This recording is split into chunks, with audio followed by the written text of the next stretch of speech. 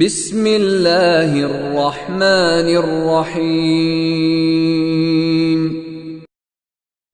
اور عظمت اور مقام یہ ہے کہ اس ماہ مبارک میں قرآن مجید کا نزول ہوا۔ سورۃ البقرہ کی آیت نمبر 185 اللہ رب العزت فرماتے ہیں شہر رمضان الذی انزل فیہ القرآن، رمضان کا مہینہ وہ مہینہ ہے کہ جس میں قرآن مجید نازل کیا گیا۔ نہ صرف کہ قرآن مجید بلکہ اللہ نے اپنی تمام کی تمام کتب اور صحائف کے نزول کا مہینہ بھی یہی منتخب فرمایا۔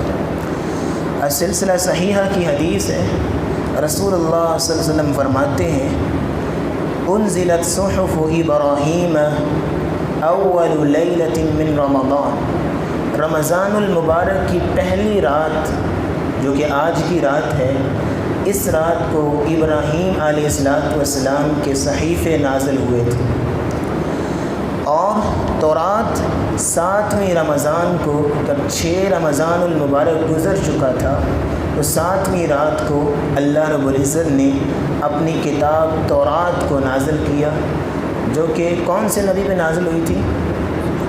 بولیں، موسیٰ علیہ السلام۔ اور پھر اللہ تعالیٰ نے انزل الانجیل لثلاث عشرۃ خلت من رمضان، جب 13 راتیں رمضان کی گزر گئیں تو 14ویں رات کو اللہ نے انجیل کو نازل کیا، جو کہ آپ کو معلوم ہے کہ عیسیٰ علیہ السلام کی کتاب ہے، اور زبور کو اللہ رب العزت نے 19ویں رات کو نازل کیا۔ اور یہ قرآن جو ہمارے لیے منتخب کیا، ہمارے لیے بڑے اعزاز کی بات ہے، اللہ نے اس کو 25ویں رات کو نازل فرمایا تھا۔ تو یہ انتہائی پر رونق اور پروقار مہینہ ہے، اور اس مہینے کی ایک خاص عظمت یہ ہے، اور میں ادباً گزارش کروں گا آپ سے کہ یہ جو حدیث ابھی میں پڑھنے لگا ہوں اس کو پلے سے باندھ لیں۔ پتہ ہے کیا، 11 مہینے جو انسان نے گناہوں میں گزارے ہوتے ہیں، یہ حدیث جس آدمی کی جیب میں ہوگی، جس آدمی کے دل اور دماغ میں لکھی ہوگی، وہ بندہ کبھی بھی پورا مہینہ مایوس نہیں ہو سکتا۔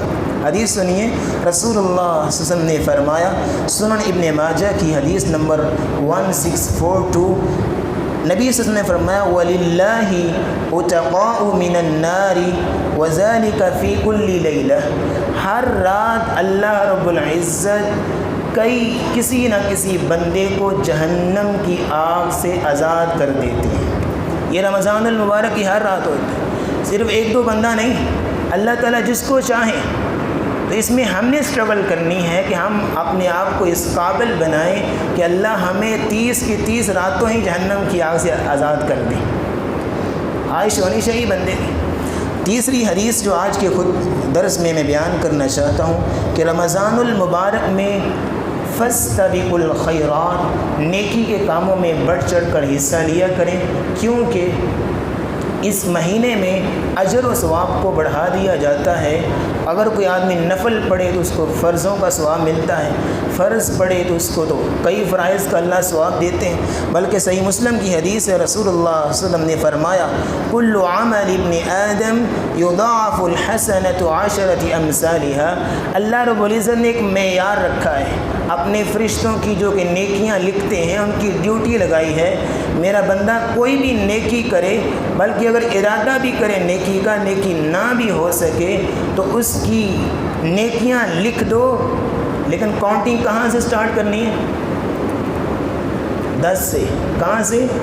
1 سے نہیں، 10 سے سٹارٹ ہوں گی، اور 10 سے اپ ٹو 700 سے کئی گنا تک۔